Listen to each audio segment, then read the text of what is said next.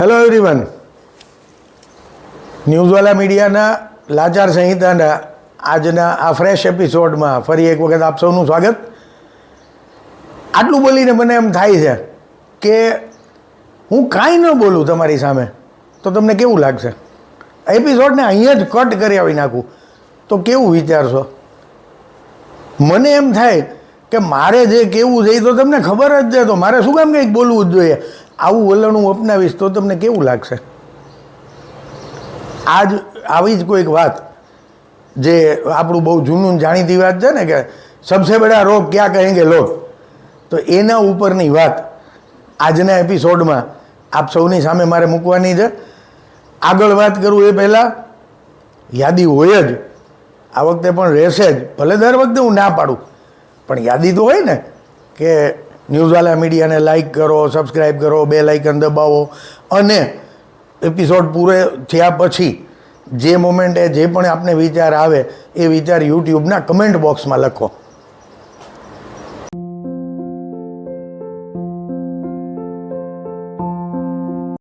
તો વાત એ જ છે જે મેં કીધું ને કે સબસે બડા રોગ ક્યાં કહેંગે લોગ.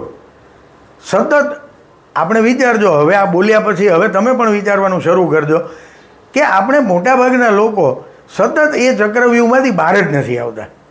થાય છે ને, જેમ કે અત્યારે હું અહીંયા તમારી સામે બોલવા માટે આવું તો આવતા પહેલાં બે વાર વિચાર કરી લઉં કે વાળને બરાબર કલર કર્યો છે કે નહીં, મૂછમાં થોડા ઘણા સફેદ વાળ હશે તો અમારા મનોજભાઈ શું કહેશે, કાળું ધોળું મિક્સ દેખાય છે, આ નહીં સારું લાગે, કેમેરામાં જોનાર લોકોને વિચિત્ર લાગશે, આવું બનશે કે? અથવા તો અહીંયા હું ઊભો છું તમારી સામે અને હું વાત કરતાં કરતાં અચાનક અહીંથી આમ મૂવમેન્ટ કરું છું અને અમારા નરેશ શાહ એમ કે આ ફ્રેમ બરાબર નહીં લાગે, આ જોનારાની આંખમાં વાગશે, કે બેકગ્રાઉન્ડમાં આવી રીતે પડદા હોય તો વળી કોઈક ત્રીજી જ વ્યક્તિ એમ કે આ વખતે આવા કલરફુલ પડદામાં શું શૂટિંગ કર્યું, આ નથી સારું લાગતું.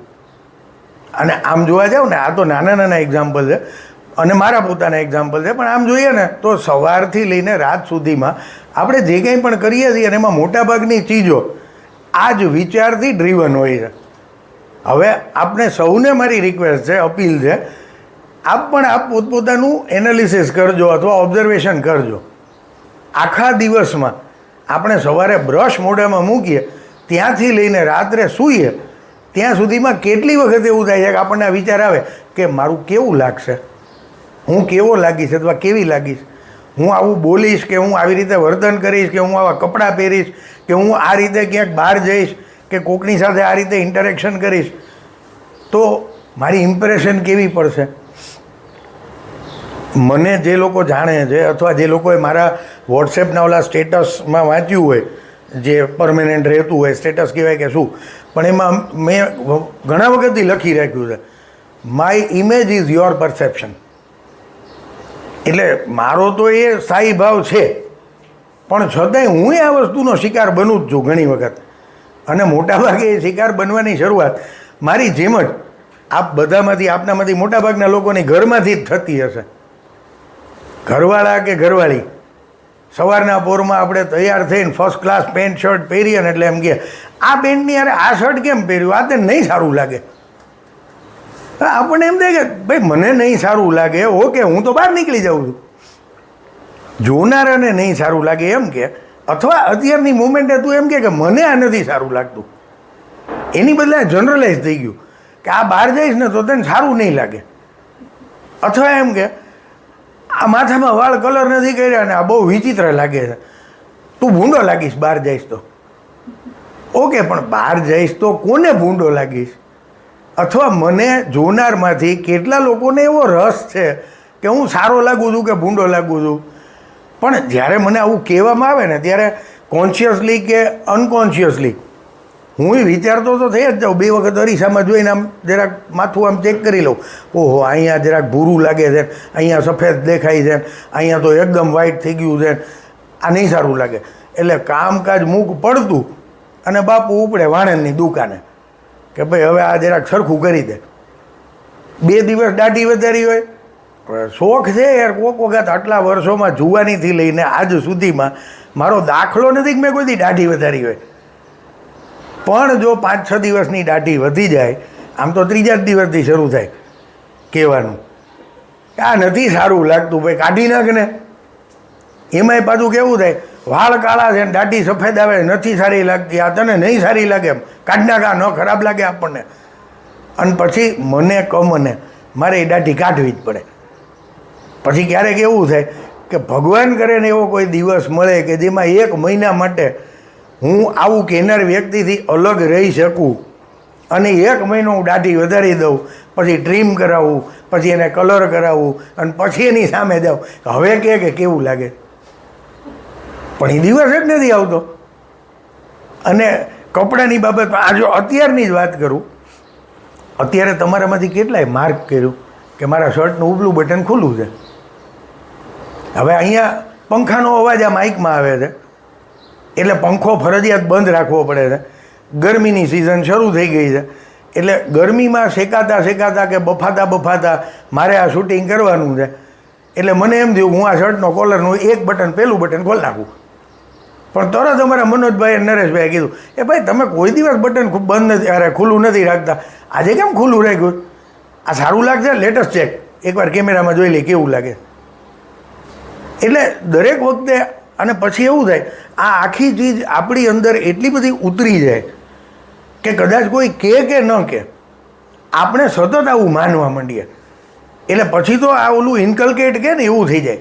આપણને એમ જ થાય અરીસામાં માણસ અધરવાઇઝ શું કામ જોવે?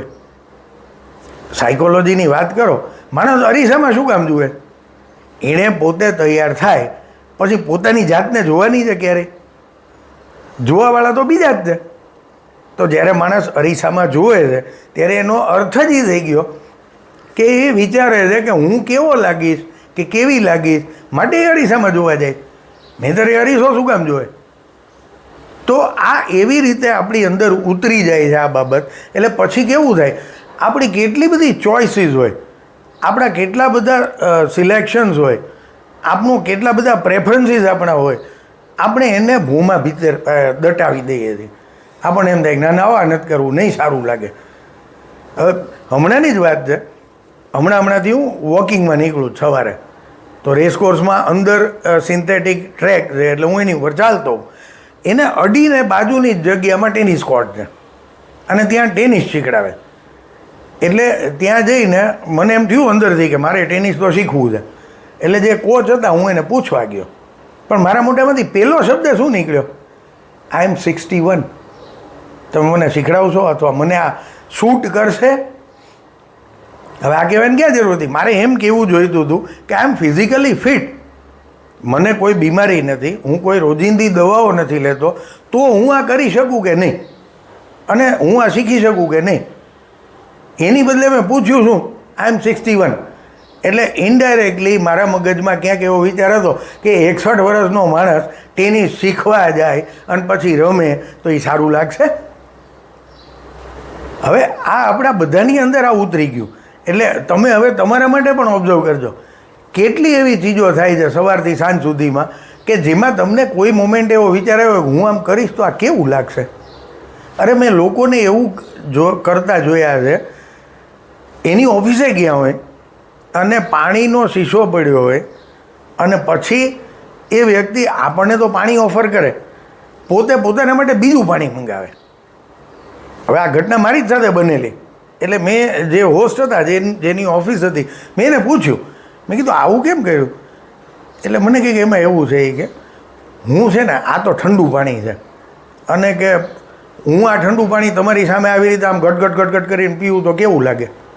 કીધું એમાં કેવું લાગવા જેવું શું હોય? તમને તરસ લાગી હોય ને તમે પાણી પીતા હો તો એમાં શું ખરાબ લાગવાનું? તો કે ના એવું નહીં. એટલે મારા માટે ને પોતાના માટે બે માટે આમ ટ્રે ને ગ્લાસ ને એમાં પાણી ને આવી રીતે એણે મંગાવ્યું. ના આ સારું લાગે, નો ડાઉટ આ સારું જ લાગે. શીશાથી પાણી પીવું અને પ્યાલાથી પાણી પીવું, તો નેચરલી આ બેની કમ્પેરિઝન કરીએ તો પ્યાલાથી પાણી પીવું એ વધારે સારું લાગે દેખાવમાં.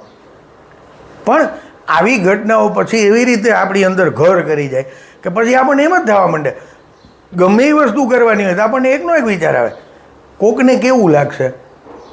અને ક્યારેક તો એવું થાય, મેં ઘરમાં એવા દાખલા જોયા, લોકો એટલું સરસ રીતે ટીપટોપ ઘર રાખે, અને એમાં જો બીજી વ્યક્તિ ઘરમાં એ રાખનાર સિવાયની કોઈ વ્યક્તિ એ કંઈ અવ્યવસ્થા સર્જે એટલે મહાભારત થાય ઘરમાં. આ છાપું અહીંયા કેમ પડ્યું, આ કેમ અહીંયા પાણી પીને ગ્લાસ એમને એમ રાખી મૂક્યો, આ બૂટ અહીંયા કેમ આવી રીતે પડ્યા, આ ચાવી કેમ આની બદલે આ જગ્યાએ પડી. હવે પછી સરવાળે એનું તારણ શું હોય? સામી વ્યક્તિ જો કોઈક એવી અકોણી હોય ને અમારા જેવી એટલે પૂછે એ કે ભાઈ પડ્યું છે તો શું તકલીફ છે? ભલે પડ્યું. મારે પલંગમાં સપોઝ મને ટેવ છે કે હું સૂતા જ છાપા વાંચું સવારે, અને પછી કોકો વખત એવું બને કે એ છાપું બાજુમાં ને બાજુમાં રહી જાય, એની ઉપર ચશ્મા પડ્યા હોય ને એની ઉપર ચશ્માનું કેસે પડ્યું હોય અને બાજુમાં મોબાઈલે પડ્યો હોય, પછી હું નાવા વયો જાઉં એટલે પછી મારે રાડું સાંભળવાની આવે, આ કેમ આમ છાપા આવી રીતના પડ્યા છે ને એની માથે ચશ્મા છે ને અહીંયા મોબાઈલ એમને એમ છે આવી રીતે જોઈએ. એટલે હું એમ કહું ભાઈ પડ્યું છે તો શું એમાં ખરાબ છે? ભલે પડ્યું. એટલે તરત સામું આવે, કોક જુએ તો કેવું લાગે. એટલે મારે કહેવું પડે કે ભાઈ કોક એટલે કોણ? શાંતિથી વિચારો, કોક એટલે કોણ?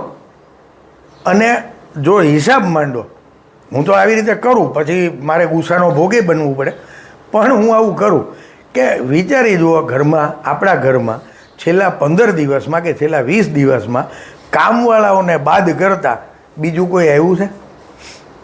તો આ કોક જુએ એટલે કોણ, એને ક્યારે આવશે ને ક્યારે જોશે? હવે એને માટે કરીને મારે સવારના 8:30 વાગ્યામાં તમારા ગુસ્સાનો ભોગ બનવું પડે?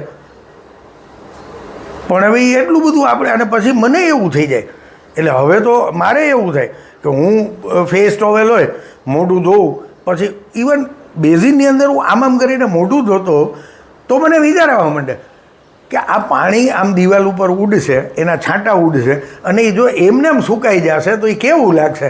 પછી મને હસવું આવે કે કોને કેવું લાગશે? મારા ઘરના મારા પર્સનલ બાથરૂમમાં, મારા બેડરૂમના બાથરૂમમાં કોણ આવવાનું છે જોવા કે એને કેવું લાગે એ મારે વિચારવું પડે. પણ હવે આ સમસ્યા છે જ. હવે વિચારજો, હું તો ધીમે ધીમે આ એવી એક હેબિટ ડેવલપ કરતો જાઉં છું કે જેને કારણે હું આ ચક્કરમાંથી બહાર નીકળી શકું. ભાઈ જેને જેવું લાગવું એવું લાગે.